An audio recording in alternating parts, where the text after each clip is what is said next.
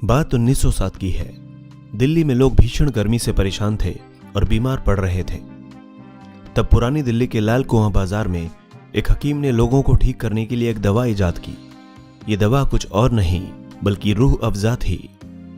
मई 2019 में रूह अफ़ज़ा के गायब होने की खबरें जोरों पर थी, लेकिन ये अफवाहें गलत साबित हुईं। दोस्तों, आज के इस वीडियो के माध्यम से हम आपको बताएंगे कि रूह अफ़ज़ा की शुरुआत कैसे हुई और ये पूरे भारत का पसंदीदा पेय कैसे बन गया। रूह अफ़ज़ा यूनानी हर्बल चिकित्सा के एक हकीम हाफिज अब्दुल मजीद ने ठीक 114 साल पहले गाजियाबाद में इजाद किया था। साल था 1906। इसी साल उन्होंने पुरानी दिल्ली के लाल कुआं बाजार में हमदर्द नामक एक क्लिनिक खोला। 1907 में दिल्ली में भीषण गर्मी और लू से काफी लोग बीमार पड़ गए थे। तब हकीम अब्दुल मजीद मरीजों को इसी रूह अफ़ज़ा की खुराक देने लगे। लू और गर्मी से बचाने में हमदर्द का रूह अफ़ज़ा कमाल का साबित हुआ। देखते ही देखते ये दवाखाना रूह अफ़ज़ा की वजह से पहचाना जाने लगा। रूह अफ़ज़ा सिर्फ दवा ना होकर लोगों को गर्मी से राहत देने का एक नायाब नुस्खा बन गया था और हमदर्द एक दवाखाने से बड़ी कंपनी बन गई। रूह अफ़ज़ा मुस्लिम परिवारों में खासा मशहूर हो गया था क्योंकि रमजान के दौरान रोजेदार इस ठंडे पेय को इफ्तारी के वक्त पीते थे। पहले इसे बोतलों में नहीं दिया जाता था। लोग इसके सिरप को लेने के लिए घर से ही बर्तन लेकर जाते थे। हकीम हाफिज अब्दुल मजीद के 2 बेटे थे, अब्दुल हमीद और मोहम्मद सईद। दोनों पिता के इस व्यवसाय में हाथ बटाते थे। 1920 में हमदर्द दवाखाना नाम की कंपनी का गठन हुआ। उस दौरान अब्दुल मजीद का निधन हो चुका था। 1947 में देश के विभाजन के बाद हमदर्द कंपनी भी 2 हिस्सों में बंट गई। मोहम्मद सईद पाकिस्तान चले गए और उन्होंने कराची में हमदर्द की शुरुआत की, जबकि बड़े बेटे अब्दुल हमीद मां के साथ हिंदुस्तान में ही रह गए।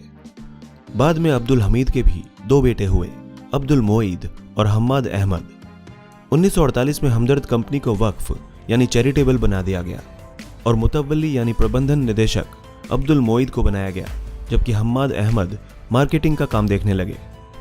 1948 की वक्फ डीड थी, लेकिन 1973 में एक संशोधन किया गया और बड़े बेटे अब्दुल मोईद को चीफ मुतवल्ली बना दिया गया, जो वक्फ का फाइनेंस, अकाउंट, प्रोडक्शन सब कुछ देखने लगे। शुरुआती दौर में प्रोडक्शन सीमित मात्रा में होता था। फिर कंपनी ने 1940 में पुरानी दिल्ली में, 1971 में गाजियाबाद और 2014 में गुरुग्राम के मानेसर में प्लांट लगाया। अकेले इसी प्लांट से रोजाना 1000 बोतल रूह अफ़ज़ा का उत्पादन होता है। 1948 से हमदर्द कंपनी भारत, पाकिस्तान और बांग्लादेश में रूह अफ़ज़ा का उत्पादन कर रही है। रूह अफ़ज़ा के अलावा कंपनी के जाने माने उत्पादों में साफी, रोगन बादाम शेरीन और पचनौल जैसे उत्पाद भी शामिल हैं। द हिंदू बिजनेस लाइव की 2018 की एक रिपोर्ट के मुताबिक 2018 के वित्तीय वर्ष में कंपनी का टर्नओवर 700 करोड़ का था, लेकिन हमदर्द के चीफ सेल्स मंसूर अली का कहना है कि गर्मी में 400 करोड़ के इस ब्रांड की बिक्री 25% बढ़ जाती है। अब्दुल हमीद होली और ईद की दावत देने लगे। ईद में कबाब और होली में गुजिया खास होती थी। इन त्योहारों में सभी धर्मों के लोग आते थे। अब्दुल हमीद के निधन के बाद ये दावत बेटे अब्दुल मोईद ने कायम रखी।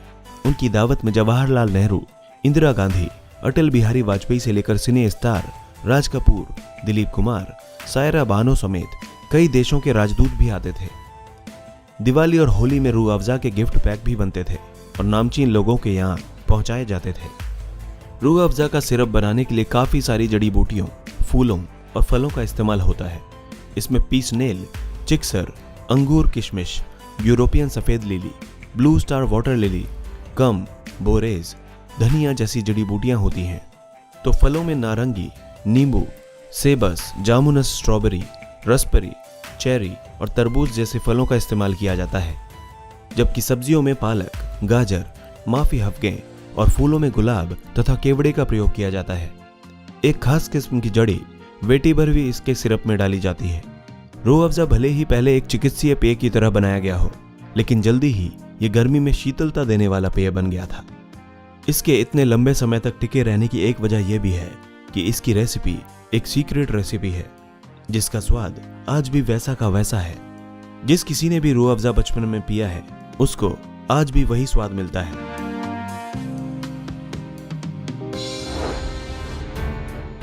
दोस्तों, इसी तरह की इंटरेस्टिंग और इन्फॉर्मेटिव वीडियोस देखने के लिए हमारे चैनल हिस्टोरिक हिंदी को आज ही सब्सक्राइब करें और बेल आइकन को दबाना ना भूलें।